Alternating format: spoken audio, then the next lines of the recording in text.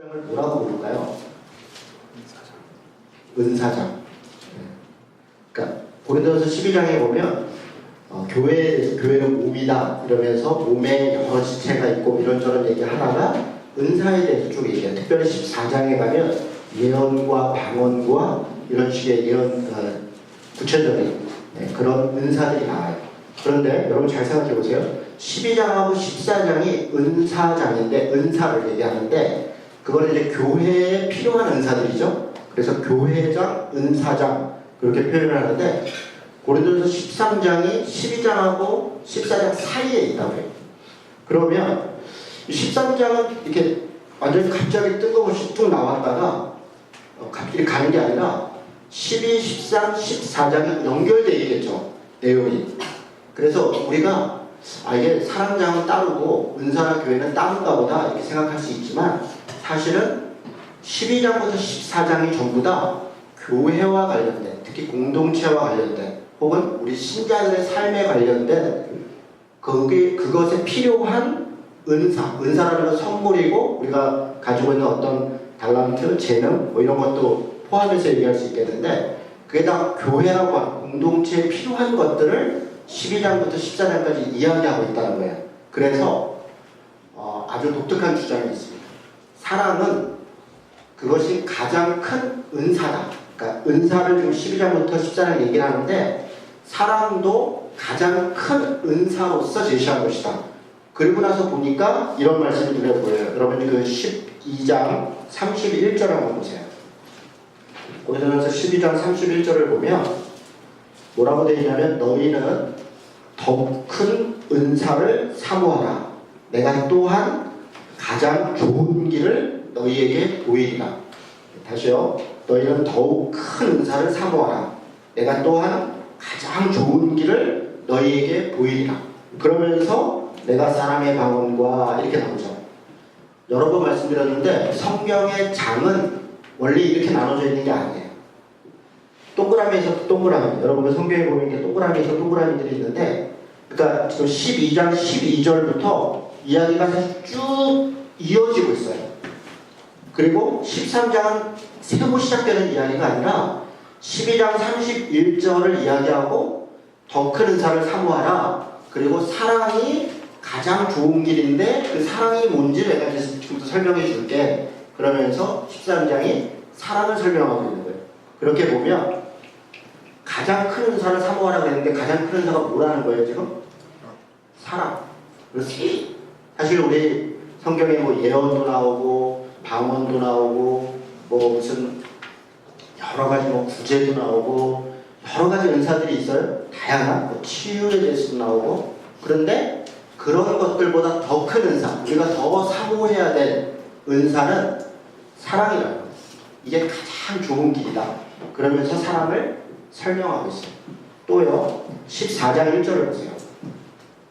그럼 14장 1절 뭐라고 되어 있냐면 사랑을 추구하되 신령한 것들을 사모하되 특별히 예언을 하려고 해라. 이렇게 얘기하고 있어요. 여기 뭐 예언, 방언 쭉 나와서 제가 여기에 대해서 얘기를 하면 일이 복잡해지니까 언급하지 않겠어요. 14장은 예언도 나오고 방언도 나오는데 결론은 덕스럽게 해라. 공동체의 질서를 따라해라. 그러니까 덕과 질서를 얘기해요. 그런데 그 덕과 질서의 근본이 뭐냐면 사랑이라는 거예요. 사랑을 추구해라. 그 사랑 위에 은사가 있다는 거예요. 사랑이 가장 중요한 은사이고 다른 은사들은 그 사랑의 표현이라는 거예요. 예언을 왜 하냐? 방언을 왜 하냐? 치유를 왜 하냐? 이런 어떤 행위를 혹은 봉사를 왜 하냐? 사랑 때문이라는 거예요. 어떻게 하냐? 사랑으로 한다. 그러니까 사랑이 시작이고 사랑이 내용이고 사랑이 목적이다. 그렇게 이야기하는 게 12장부터 14장의 내용입니다. 여기까지가 제가 이야기 드릴 배경입니다. 하나만 더 얘기를 하죠. 고린도전서에 왜 12장부터 14장 일종의 결론으로 가는데 왜 이 얘기를 하나? 여러분 고린도 교회는요 1장부터 보면 좀 어려움이 있어요. 파당이 있었잖아요. 아볼로파, 그리스도파, 또 바울파 열심히 누가 싸웠나? 그냥 이렇게 믿음으로 소위 믿음을 내세운 여러 성경적 지식이 충만한 사람들. 성경의 지식이 충만해. 그래서 이게 믿음이야, 저게 믿음이야. 믿음에 대해서는 바울 선생님이 말씀하신 이걸 따라야 돼. 아니야, 바울로 봐라. 젊고 샤프하고 굉장히 열정적이고 우리가 우리 시대에 말해 저런 믿음을 따라야지. 야, 다 필요 없어. 그리스도가 말씀하신 게 최고야. 성경적 지식을 가지고 나름대로 믿음을 설명한 사람들이 그것 때문에 싸우더라고요. 그것 때문에 갈라지고 파가 생기더라. 또 은사를 많이 받은 사람들이 어떤 사람 은사라는 게 누구를 도우려고 한 거잖아요. 봉사를 했든 가르쳤든 혹은 뭐 치료를 했든 예언을 했든 자기 혼자 갖고자 한 게 아니었는데 은사를 받은 사람들이 자기 은사가 최고라고 하고 그 은사로 말미암아 어떤 유익을 얻었네 안 얻었네 하니까 싸우더라고요. 파당이 생기더라. 경험이 많은 사람, 말 잘하는 사람, 강력한 지도력을 가진 사람, 열정적인 헌신자들이 오히려 분란이 되고 분열이 되고 다툼이 되더라고요. 그러니까 고린도 교회에는 수많은 일들이 있어요. 단지 진리를 가지고 논쟁만 한 게 아니라 자신이 옳다는 생각 속에서 성적으로 타락하고 일에서 게으르고 다른 사람으로 정죄하고 부패하고 이런 일들도 많이 있었어요. 왜 그런 일들이 있었나? 그게 나름대로 자기 신앙의 합리화였다. 자기 믿는 바의 행함이었다고요. 믿음을 행했는데 죄가 됐다고요. 그래서 이런 부분에 대하여 고린도 교회가 여러 고민들을 하고 있고 사도 바울이 그것을 권면하고 있는데 무엇으로 권면하나? 결국 사랑이다. 사랑이라고 이야기하고 있는 게 고린도 전서의 가르침입니다. 사랑이 무엇인가? 이 책이 헨리 드러먼드라고 한 분이 쓴 책인데요. 제가 예전에 언덕교회라는 곳에서 집사를 4년 했었습니다. 4년간 제 아내랑 이제 집사로 봉사했는데 그때 우리 담임 목사님이 박두큰 목사님이셨어요. 박두큰 목사님의 설교는 정말 너무 훌륭하고 늘 하여간 이게 무슨 물방울처럼 옷처럼 이렇게 제 몸에 젖어 있는 것 같아요.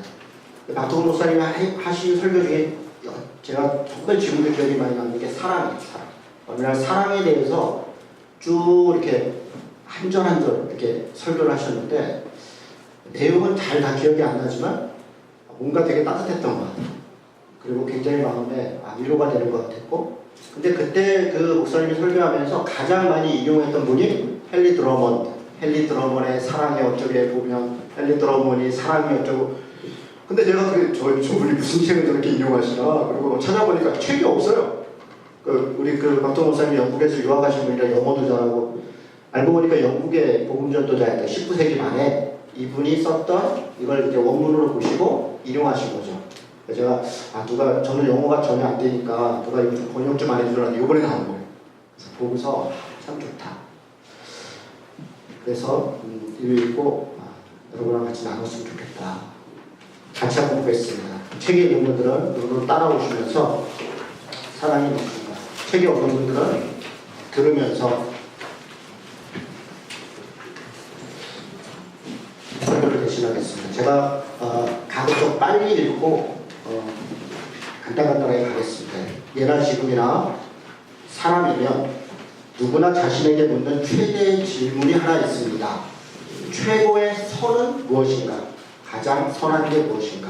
우리 앞에는 단 한 번뿐인 삶이 놓여 있습니다. 그 삶 속에서 가장 고귀한 욕망의 대상, 탐내고도 남을 최고의 선물은 무엇입니까? 종교에서 가장 위대한 것은 믿음이라고 우리는 익히 들어왔습니다. 그 위대한 단어가 수세기 동안 대중 종교에서 으뜸자리를 차지해 왔으나 믿음이 세상에서 가장 위대한 줄로 여길 만도 합니다. 그러나 이는 오류입니다. 이런 말을 듣다 보면 핵심을 벗어날 수 있습니다. 방금 읽은 고린도전서 13장을 통해 기독교의 밑뿌리로 들어가 보면 그 중에 제일은 사랑이라는 말씀이 보입니다. 이는 무심결에 내뱉는 실언이 아닙니다. 이 말을 하기 직전에 바울은 믿음에 대해서 말합니다. 산을 옮길 만한 모든 믿음이 있을지라도 사랑이 없으면 내가 아무것도 아니에요. 간과하기는커녕 일부러 단어 셋을 대조합니다. 믿음, 소망, 사랑.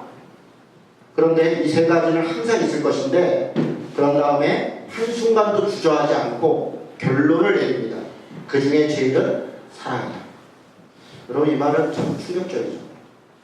우리는 믿음이 제일 최고다. 믿음으로 천국 간다. 믿음으로 구원받는다. 그런데 이분은 사랑이 그 믿음보다 더 중하다는 거예요. 사실 뒤에 이야기하겠지만 믿음의 결과는 사랑이기 때문에, 믿음의 시작은 사랑이기 때문에, 믿음은 사랑이기 때문에 그렇게 이야기하고 있죠. 중간에 보면 관찰력이 예리한 사람이라면 나이가 들수록, 지금 12페이지입니다. 나이 들수록 성품 전반에 걸쳐 아름답게 성숙하고 무르익어가는 바울의 온유함을 알 수 있을 것입니다. 바울은 처음부터 온유한 사람이 아니었다는 거죠. 그는 성정이 불타고 있었고 열심 때문에 누군가를 죽였고 누군가에게 화를 내고 했는데 갈수록 그는 온유해져갔다. 13페이지에 중간에 보면 당시 사람들은 10계명은 물론 10계명을 토대로 만든 수십 개의 계명을 지켜서 천국에 가고자 애썼습니다. 그런데 그리스도는 한결 단순한 길을 보여주겠다고 말씀하셨습니다. 하나를 행하면 그 수많은 계명에 대해서는 생각조차 하지 않고도 모두 행할 수 있을 거라고 말씀하셨습니다.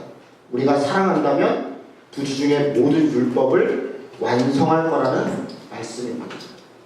여러분 이 말은 참 우리 안에 가슴에 와닿죠. 예수님도 바울도 율법을 폐하지 않았죠? 율법을 완성시켜야 된다고 그러고 우리가 율법을 따라야 된다고 했어요. 어떻게? 그것을 예수님이 이렇게 말했어요. 사랑을 행하면 모든 율법을 행하는 것이다. 그렇게 이야기하고 있다는 것입니다. 뒤로 가겠습니다. 제가 이걸 다 읽지 않는 것은 이걸 다 읽으면 40분째 걸리더라고요. 그래서 요약만 하겠습니다. 여러분이 오늘 이야기 좀 나누고 집에 가서 다시 좀 더 읽어보고 하시면 좋겠어요. 15페이지 끝에 제일 위에 사랑은 모든 법을 완성하는 법이며 옛 계명 모두를 지키는 새 계명입니다. 또한 그리스도의 삶에 내재된 그리스도의 비밀입니다. 이제 바울은 이 점을 깨닫고 이 고귀한 찬사를 통해 최고의 선에 대해 현존하는 가장 놀랍고 독창적인 해설을 제시합니다.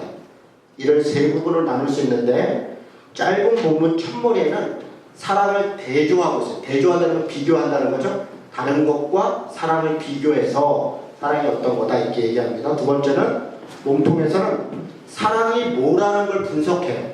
사랑이 뭐라는 걸 분석합니다. 마지막으로는 최고의 선물인 사랑이 가장 중요하다는 걸 옹호하는 그런 이야기로 고린도서 13장 기록되었다 이렇게 이야기합니다. 사랑의 대조를 보겠습니다. 아마 고린도서 13장 1절에서 3절 내용이 이 대조일 것입니다. 바울은 먼저 17페이지입니다. 당대의 사람들이 중요하게 생각하던 것들과 사랑을 비교합니다. 대조합니다.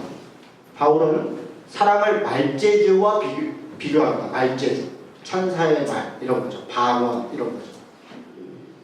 인간의 영혼과 의지에 작용하여 고결한 목적과 거룩한 행동을 유발하는 능력인 이런 말재주는 참으로 고귀한 선물입니다. 그러나 바울은 말합니다. 내가 사람의 방언과 천사의 말을 할지라도 사랑이 없으면 불이 나는 또 울리는 꽹과리와 같다. 우리는 모두 그 이유를 알고 있습니다. 사랑 없는 말재주란 아무 감정 없이 말로만 때우는 것이고 공허한 것이며 설득력 없는 속빈 감정임을 우리는 다 느낍니다. 저는 사실 이 문장을 읽으면서 느낀다는 것에 마음에 많이 찔렸어요. 알지 못해도 저 사람이 말하는 게 말은 되게 잘하는데 사랑이 없다. 이걸 우리가 설명할 수는 없어도 느낀다. 각 사람이 서로 느낀다. 참 우리가 얼마나 하나님께 겸손해야 될지 우리가 돌아가야 될지 여기 느낀다는 단어가 참 많이 마음에 많이 와닿더라고요.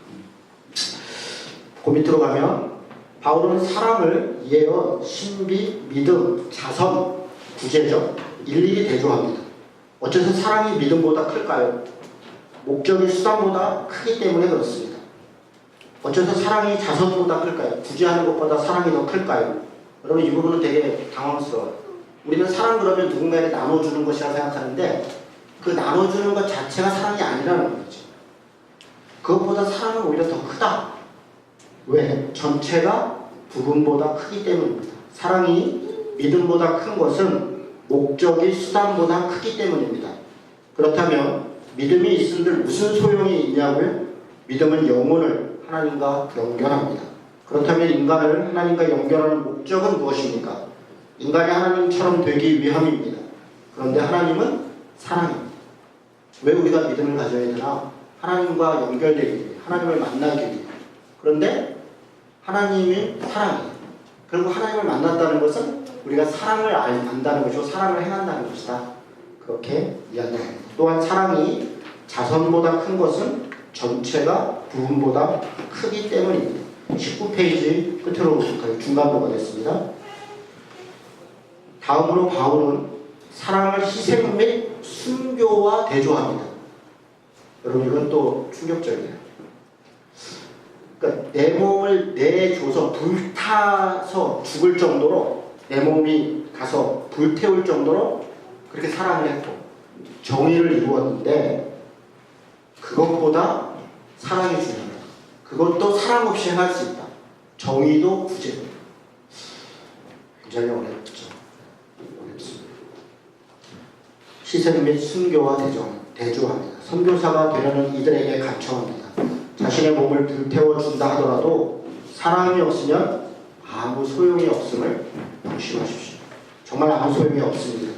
이방 세계로 가지고 갈 것들 가운데 하나님의 사랑을 우리 자신의 인격에 새기고 반영하는 것보다 더 큰 것은 없습니다. 20페이지 위에입니다. 선교사의 정체성은 말이 아닌 사람에게 달려 있습니다. 인격이 곧 메시지입니다. 여러분 이게 19세기에 썼던 글이라고요. 19세기. 요즘도 다 쓰는 언어들이죠. 인격이 곧 메시지다. 사람이 곧 메시지다. 아프리카 내지 깊숙한 곳에 거대한 호수지대에서 흑인 남녀를 마주친 적이 있었습니다. 그들 기억에 남아있는 백인이라곤 데이비드 리빙스턴이 유일했습니다. 리빙스턴 유명한 분이죠.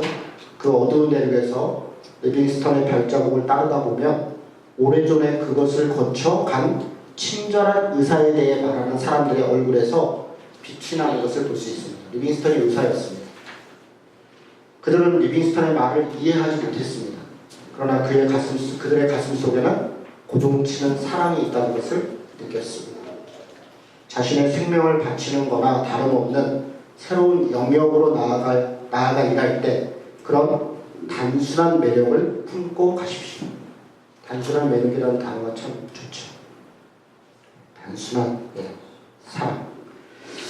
여기까지가 사랑을 비교한 겁니다. 뭐하고 비교했어요? 말과. 천사의 말, 방언, 심지어는 내 몸을 불태우는 구제, 내 모든 걸 다 내주는 것, 이런 것보다 사랑이 중요하다. 사랑이 없으면 그것도 아무것도 아니다. 이렇게 됐습니다. 이제는 사랑을 분석합니다. 하나하나. 21페이지 보니까 중간에, 셋째 줄에 바울은 최고의 선이 복합적이라고 말합니다. 그것은 빛과 같습니다.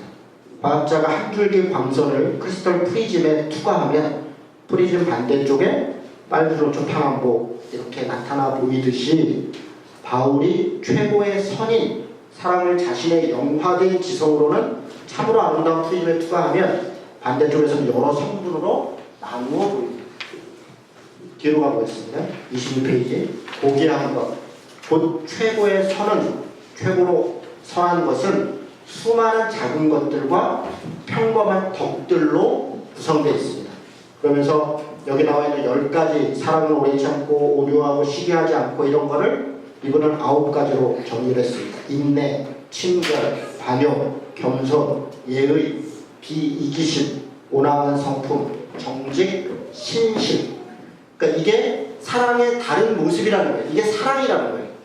프리즘처럼 빛은 하나였는데 가보니까 빨주노초 파남보로 보이듯이 그 빨강도 비치고 노랑도 비친 것처럼 이런 모든 것들이 다 사랑이라는 거예요. 그런데 여러분, 그래서 제가 한 가지 첨언하면 갈라디아서 5장 21절부터 22절 보면 성령의 9가지 열매가 나옵니다.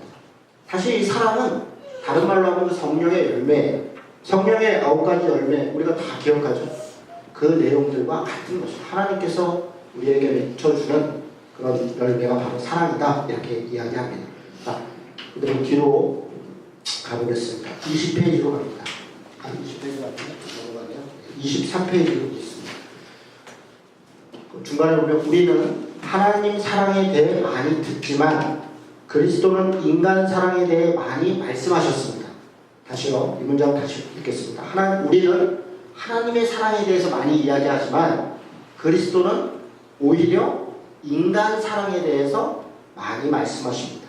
우리는 하늘과의 평화를 많이 이루려고 하지만 그리스도는 땅 위에서의 평화를 많이 이루셨습니다.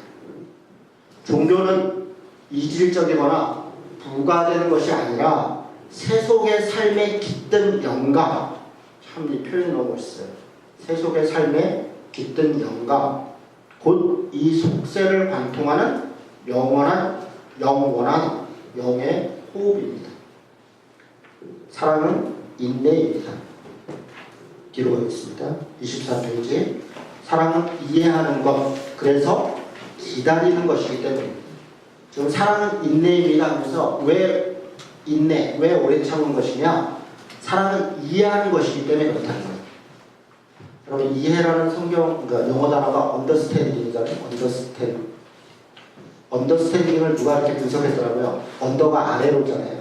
스탠딩이 서 있는 것, 아래로 서는 것, 그러니까 그 사람의 상황이 돼보는 것, 그게 이해하는 것이다. 그러니까 머리로 보면 알았어가 아니라 저 사람의 위치, 그의 생각, 그의 마음까지 내려가는 것, 내려가서 서 있는, 같이 서는 것, 그게 이해라고 누가 설명하시는데 참 많이 맞았더라고요. 24페이지 중간에 친절을 설명하면서 세상에 행복보다 더 위대한 것이 하나 있습니다. 바로 거룩입니다. 여러분 이 문장도 의미가 있는데요. 우리는 다 행복을 추구한다고 해요. 다 행복하게 살고 싶어요. 그런데 더 아름다운 것은 거룩이다. 누가 저한테 물어봤어요. 목사님 거룩이 뭡니까? 제가 한마디로 이렇게 분별입니다. 구별입니다. 다른 것입니다. 세상은 행복을 추구하고 세상은 자기 유익을 추구하지만 거룩을 추구하는 사람은 사랑을 추구하는 것이고 다른 사람의 유익을 추구하는 것이고 그게 거룩이다. 이렇게 이제 저는 설명을 드렸었는데 행복보다 더 위대한 것은 거룩이다. 25페이지 아래쪽에 사랑이 있는 곳에 하나님이 계십니다. 사랑 안에 있는 사람은 하나님 안에 있습니다. 하나님은 사랑이십니다. 그러므로 사랑하십시오. 굉장히 단순하고 유쾌한 이야기입니다. 차별도 계산도 미움도 없이 사랑하십시오. 가난한 사람에게는 아끼지 마십시오. 그들을 사랑하기는 아주 쉽습니다. 여러분 이게 되게 뜻밖이에요. 가난한 사람을 사랑하는 건 쉽다. 왜냐하면 나눠주면 되는 거예요. 그런데 뭐가 어렵다고 얘기하냐면 부유한 자들을 사랑하십시오. 흔히 부자들은 사랑이 아주 많이 필요한 사람들입니다. 부자들도 사랑이 필요하죠. 무엇보다 여러분 이 부분은 참 이분의 정말 탁월한 관점인 것 같아요. 우리는 가난한 자에게 나누는 것만이 사랑이라고 생각하지만 부유한 사람들도 사랑이 필요하다. 돈이 필요한 게 아니라 사랑이 필요하다.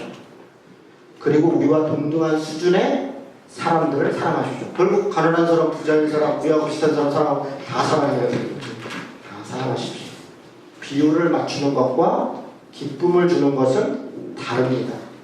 기쁨을 주십시오. 당장 실천해야 합니다. 이렇게 얘기합니다. 관용은 시기하지 않습니다. 맨 마지막 문장에 시기는 우리 자신과 같은 선상에 있는 사람들에게 품는 암심으로 탐욕스럽고 비방하는 마음입니다. 여러분 이 문장 다시 한번 볼게요. 시기는 우리 자신과 같은 선상에 있는 사람, 그러니까 나보다 잘난 사람, 나보다 못한 사람은 시기하지 않아요. 오히려 아부하기도 하고 오히려 무시하기도 하고 하죠. 우리가 누굴 시기하나? 내가 쟤보다 못한 게 뭐 있어. 이런 사람을 시기하는 거예요.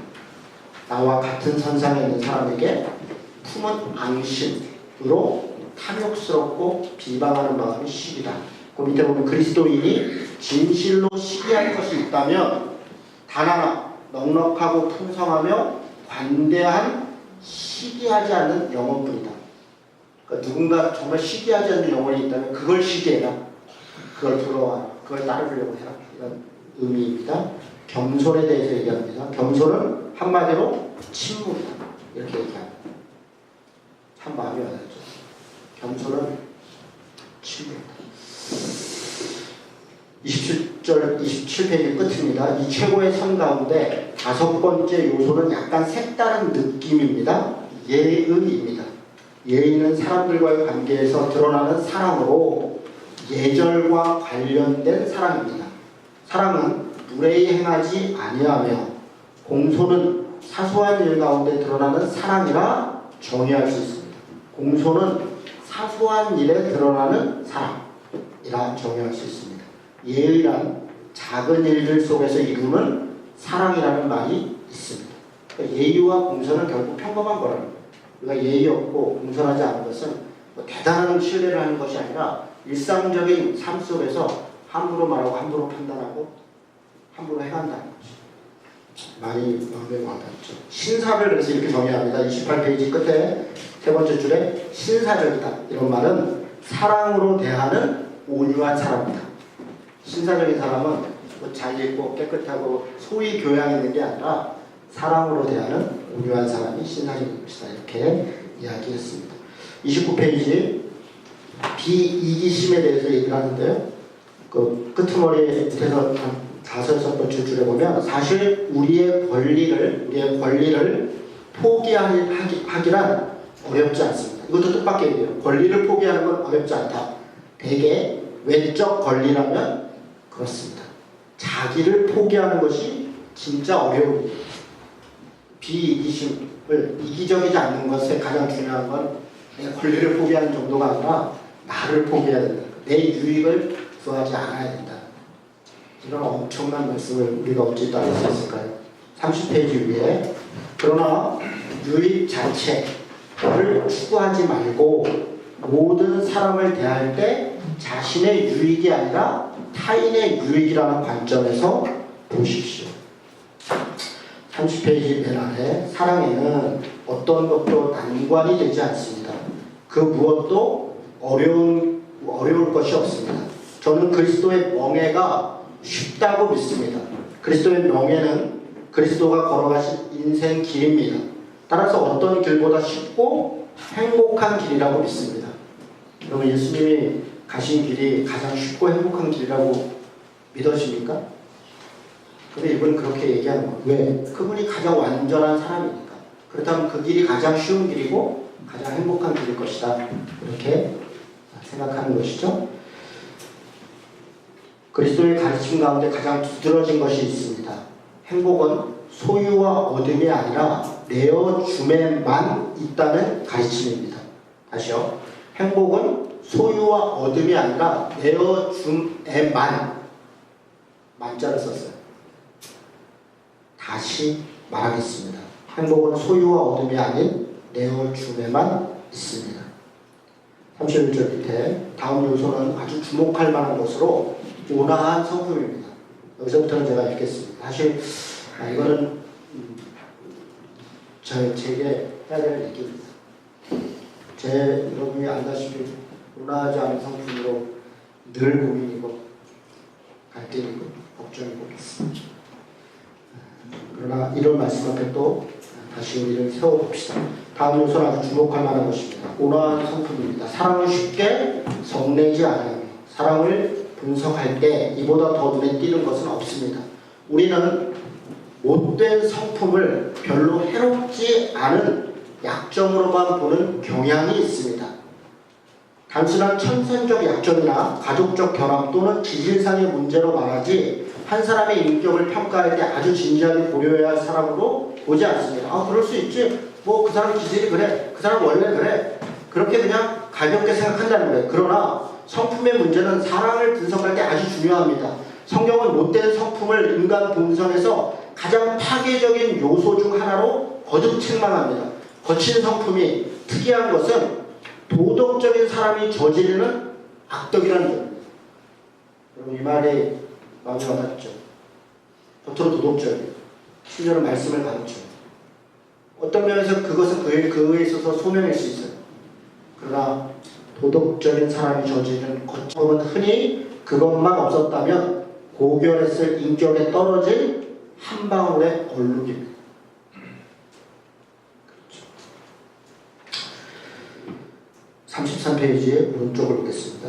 오른쪽에 중간에 보면 인생을 비통에 빠뜨리고 공동체를 가르고 가장 신선한 관계를 파괴하고 가정을 황폐하게 하고 남녀관계를 시들하게 하고 어린아이의 생기를 앗아버리고 이렇게 한마디로 비참함을 자아내는 순전히 무가치한 힘을 쓰는 데는 악한 성품의 영향력이 독보적입니다. 아무것도 아닌 거 그럴 수 있어라고 생각하는 이것 때문에 아이들 자녀와의 관계도 깨지고 사랑도 깨지고 공동체도 깨지고 연인도 깨지고 모든 규정한 것들이 다 깨진다. 그 아무것도 아니라고 치부하는 아무것도 아닌 그 얼룩이 우리의 모든 고결한 것들을 다 무너뜨린다라고 얘기합니다. 맨 마지막에 자신이 하나님 나라 안에 있다고 주장하는 사람들의 무정한 성품 때문에 얼마나 많은 탕자들이 천국 밖에 머물러 있습니까? 오른쪽 35페이지 이제 성품이 왜 그리 중요한지 알아보겠습니다. 성품 자체가 아니라 성품이 드러내는 내용 때문입니다. 무례해 보이더라도 지금 제가 성품에 대해 각별히 담론하는 이유는 그 때문입니다. 성품은 사랑을 드러내는 시금석이자 지표입니다. 사랑 없는 밑바닥의 본성이 성품을 드러냅니다. 마지막 달라. 그러므로 성품을 다투는 것만으로는 충분하지 않습니다. 그 원천으로 돌아가서 가장 깊숙한 내면의 본성을 바꿔야 합니다. 지금 이분 무슨 얘기를 하시냐면 성품은 우리의 본질적인 기질이라는 거예요. 그래서 겉으로 드러난 것만 가지고 얘기하는 것으로는 달라지지도 않고 달라질 수도 없다는 거예요. 결국은 본성적인 본질적인 부분을 바꾸어야 되는데 어떻게 그 얘기를 지금 하는 거예요. 그때야 선한 마음이 저절로 서서히 사라집니다. 우리의 영혼이 부드러워지는 것은 우리 속에 있는 독한 마음을 제거할 때가 아니라 무엇을 주입할 때, 그러니까 우리에 있는 것을 우리 스스로 없앨 수 없다는 거예요. 오히려 뭔가가 우리 안에 들어와야 된다는 거예요. 우리 안에 없는 것, 곧 위대한 사람, 새로운 영, 그리스도의 영을 주입할 때 가능합니다. 곧 그리스도의 영이 우리 영을 뚫고 들어와 모든 것을 부드럽게 하고 깨끗하게 하여 변화하게 합니다. 그래야만 악한 것들을 뿌리 뽑고 화학적 변화를 일으키고 개조하고 거듭나게 하고 속사람을 희생시킬 수 있습니다. 의지력만으로는 사람을 바꿀 수 없습니다. 시간이 흐른다고 사람은 바뀌지 않습니다. 그리스도가 바꾸십니다. 너희 안에 이 마음을 품으라. 곧 그리스도 예수의 마음이. 우리 가운데는 시간이 얼마 남지 않은 분들도 있습니다. 이것은 삶과 죽음이 걸린 문제임을 다시 한번 명심하십시오. 저 자신과 여러분을 위해 절박하게 말하지 않을 수 없습니다. 누구든지 나를 믿는 이 작은 자 중에 하나를 실족하게 하면 차라리 연자 맷돌이 금옥에 달려서 깊은 바다에 빠지는 것이 나으니라. 사랑하지 않으니 차라리 살지 않는 편이 더 낫다는 주 예수님의 명백한 판결입니다. 사랑하지 않으니 살지 않는 편이 더 낫습니다. 중간에 이 팍팍하고 무자비한 세상 도처에 아직도 악한 것을 생각하지 않는 영혼이 몇이라도 남아있다는 것은 놀라운 일입니다. 위대한 비세속성이라 하겠습니다. 이 뒤에 이제 주님이 우리 영이 우리를 뚫고 들어와 오는 것이 무엇인가 조금 더 언급하기 있고 한데 그런 관점에서 이걸 계속 읽어나가시면 좋겠습니다. 자, 그 다음에 이렇게 얘기합니다. 사랑은 악한 것을 생각하지 않는다. 그러면서 이렇게 얘기합니다. 신뢰를 받는다는 것은 곧 구원받은 것이다. 누군가로부터 믿을 사람으로 저는 좋은 사람이다. 너 괜찮은 사람이다. 너 훌륭해라고 신뢰를 받는다는 건 그 사람을 구원한다는 거예요.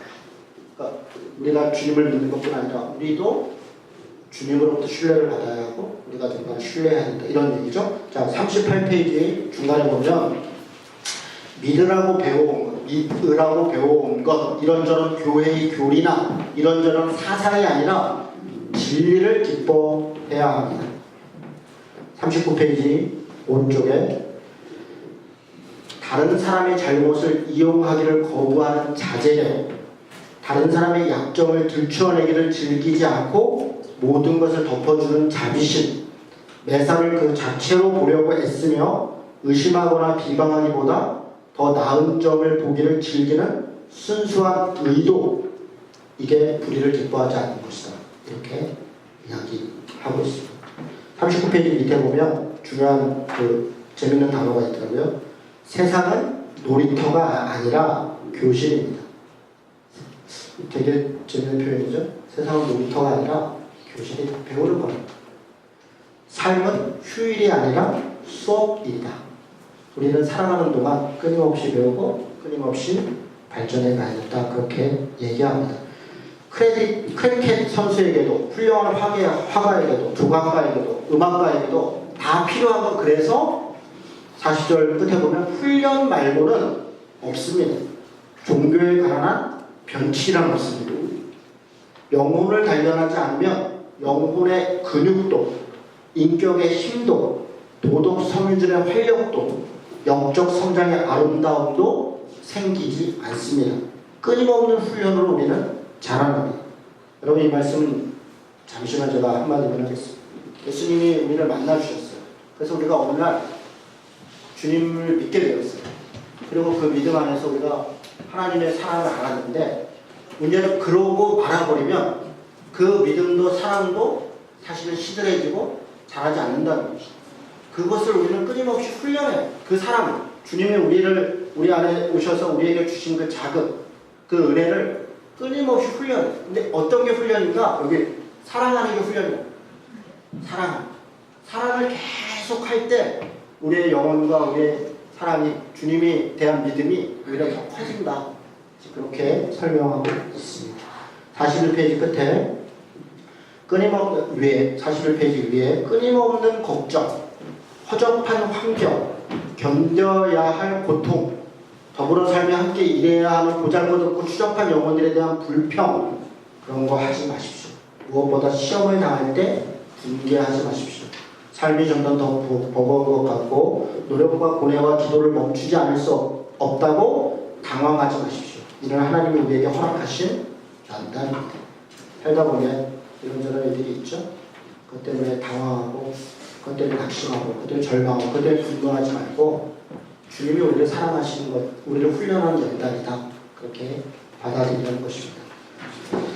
42페이지 좀 속도를 내겠습니다. 인격은 세상 삶의 풍속과 풍파 속에서 자랍니다. 사람이 사랑을 배워야 할 것은 주로 세상 풍파 속입니다. 41페이지 맨 마지막에 그러나 이런 것들만으로 우리의 본성의 사랑을 들여놓을 수 없습니다. 사랑은 결과입니다. 따라서 올바른 조건을 충족할 때라야 그런 결과를 낳을 수 있습니다. 원인이 무엇인지 말씀드리겠습니다.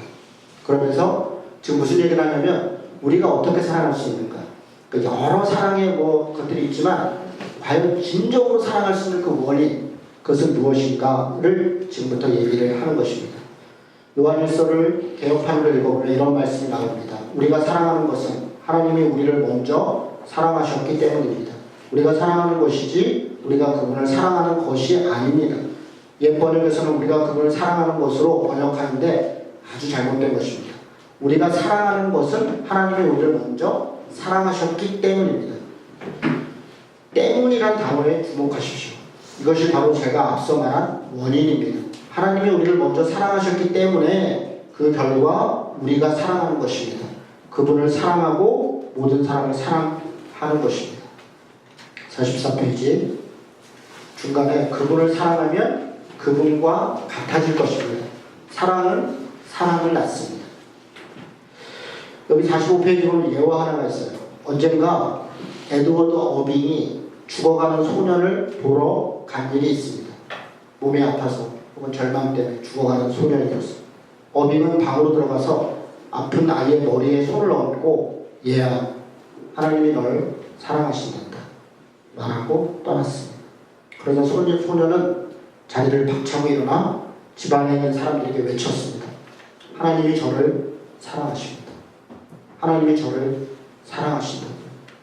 소년은 변화되었습니다. 하나님이 자신을 사랑하신다는 생각이 소년을 압도하고 그 마음을 녹여 그 안에 새로운 마음을 창조하기 시작했습니다. 이런 방식으로 하나님의 사랑은 사랑 안에 보잘것없는 마음을 녹여 그 안에 오래 참고 겸손하고 이기적인 새로운 피조물로 태어나게 합니다. 다른 방법은 없습니다. 거기에 어떤 비법도 없습니다. 우리가 다른 사람을 사랑하고 모든 사람을 사랑하고 원수를 사랑하는 것은 그분이 먼저 우리를 사랑하셨기 때문입니다. 마지막으로 사랑을 옹호합니다. 사랑이 영원하다고 얘기합니다. 48페이지에 예언과 비교를 합니다. 앞부분에 비교할 때 예언을 얘기했죠? 그걸 다시 끄집어내. 그리고 이분은 뭐라고 얘기하냐면 당시에 예언자가 되는 것이 가장 유행이었고 지금으로 얘기하면 가장 높은 자리 훌륭한 사람이 되는 것이었습니다.